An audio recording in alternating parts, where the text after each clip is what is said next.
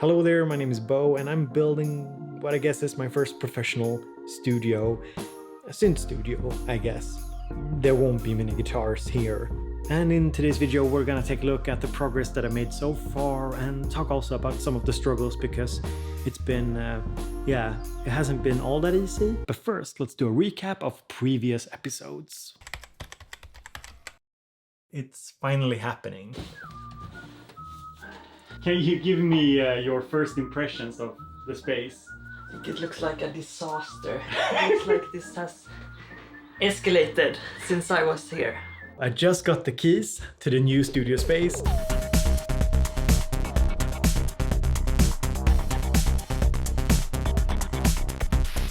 I'm gonna be real with you, there's a ton of work to be done here. Mainly it's acoustic treatment, but also some isolation. I need to maybe cover up one door in order for sound not to leak out as much. And yeah, it's, it's a ton of work.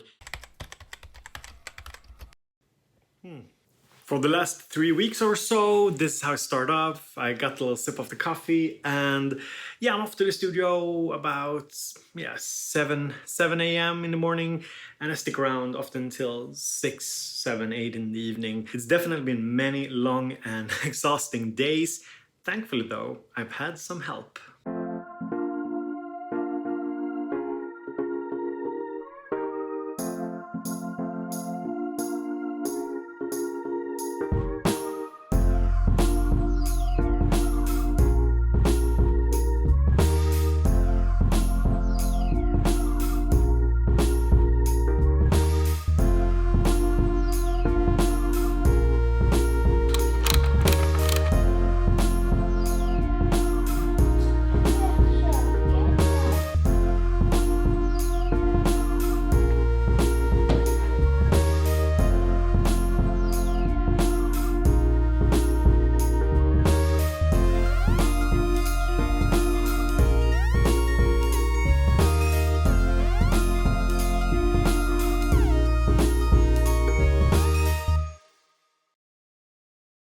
The first big issue that needed to be fixed with the space was changing the door because, it was almost like it was made out of paper. And I also needed to seal off the second paper door because, I don't really need 2 doors into the studio and it was leaking a lot of audio. Since I'm not a very practical man, I hired help to do this and they also helped me order the door, which was a 35 decibel door. I'll talk a little bit more about this choice later in the vid.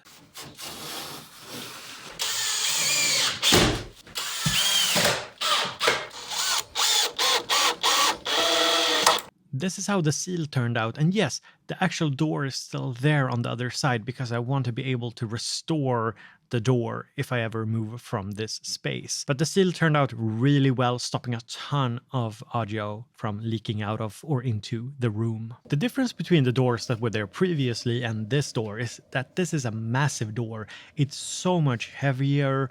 It's only a 35 dB door, but it's still a huge difference compared to the door that was there before. You might be wondering what kind of door I had before, and this is it. Basically, there's no real core to it. Like it's a super lightweight door, and it almost felt like having no door at all. Plus the big gap beneath it because there was no threshold. So quite excited to have something a little bit more substantial here. And the installation went really well. I do imagine that this is not very complicated stuff for a professional, but I am super happy about the result. Now, there are a few things that I still need to fix. For example, there are holes in the wall because this has been a storage unit, so things have not been sealed off properly inside. So basically, I'm gonna try and fix this myself by putting some more insulation in the wall, putting some drywall on top of that, use some acoustic sealant to seal it off, just kind of stopping some additional dB of noise and sound coming through that way. Shouldn't be much work. Coming this far, I think you deserve a little tour of where I'm at currently. So let's start over here. This is where I'm going to record some of my videos. As you can see, I've moved it around slightly. I'm basically just toying around with it to see what works. I'm thinking that I want this kind of deep background, kind of the length of the room as a background, and then I could put up some fabrics here if I want to, not too sure. And over here we have some new shelves. They are of course from IKEA. Then if we go in here, This is the studio part. It looks so bare bones at the moment, like empty absorber cabinet frames, I don't know. Anyway, this is pretty much on hold at the moment because yeah, I have video work to do. But this here is actually a super cozy place to just kind of slide down and have a little play on a synth or two. The idea is to have ample space to place things. And over here I'll have some kind of synth stands. I'm probably exchanging this because I actually really don't like it. I'm sorry. And at the moment, this here is what I'm most proud of, my organization. Having been cramped into such a small space, it's not like all of these are filled, but it's more like you know where stuff is. So if you want electrical cables, it's in here. Want duct tape, MIDI keyboards, because you can't have too many.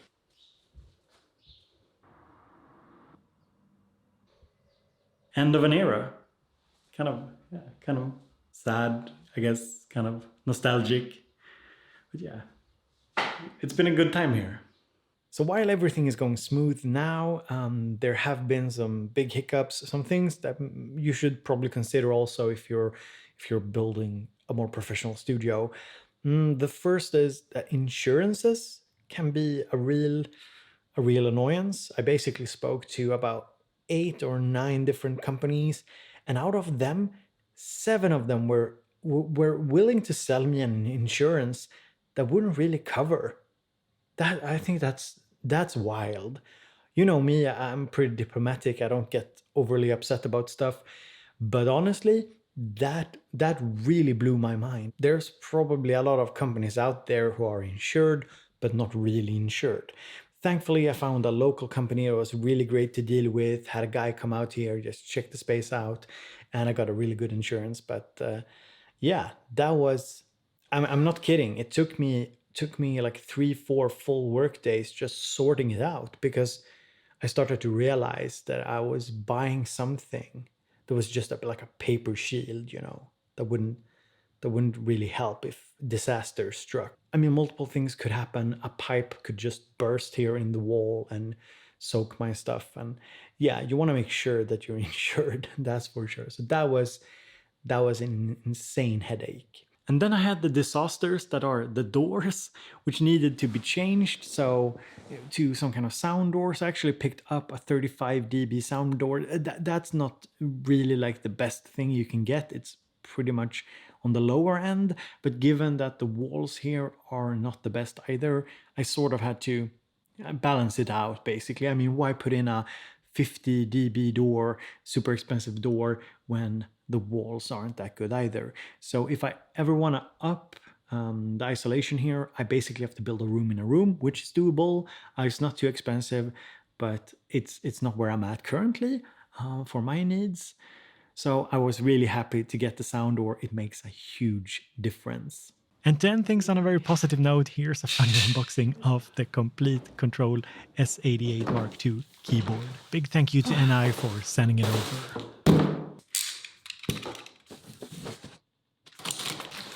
I hope that my incredible handyman skills show here. Look.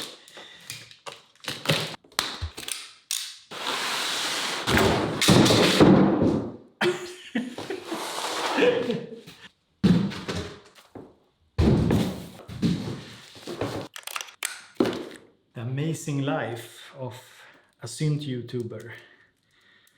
You're getting the behind the scenes look here. You can just show them.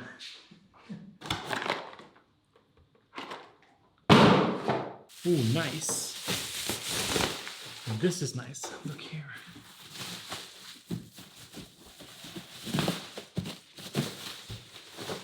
Ooh. And remember, kids, organization is very important.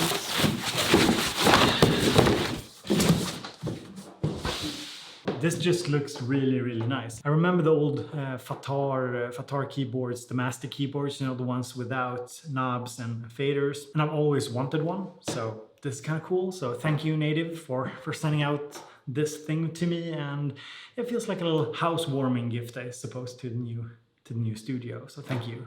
You're a keyboard player, right? I wouldn't say so. You play, but you play keyboard. You can play the piano. A little bit. Nej, men Jo, det kan jag har ju en sån här. Ja, det har jag. En Casio. Ja.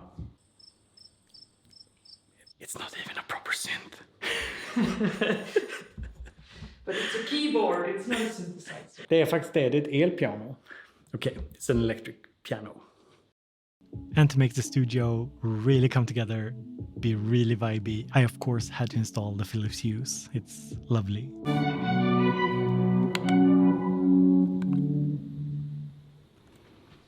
So it's kind of coming together. I'm starting to feel the vibe. Love it. And in the background, we have some music from Courtney Hawkins. I hope it's okay that I'm playing your tracks. I'll leave a link in the description to your music. Lovely lo-fi or chill hip hop. So yeah, go and check it out. And as always, I hope to see you in another video. Talk to you later.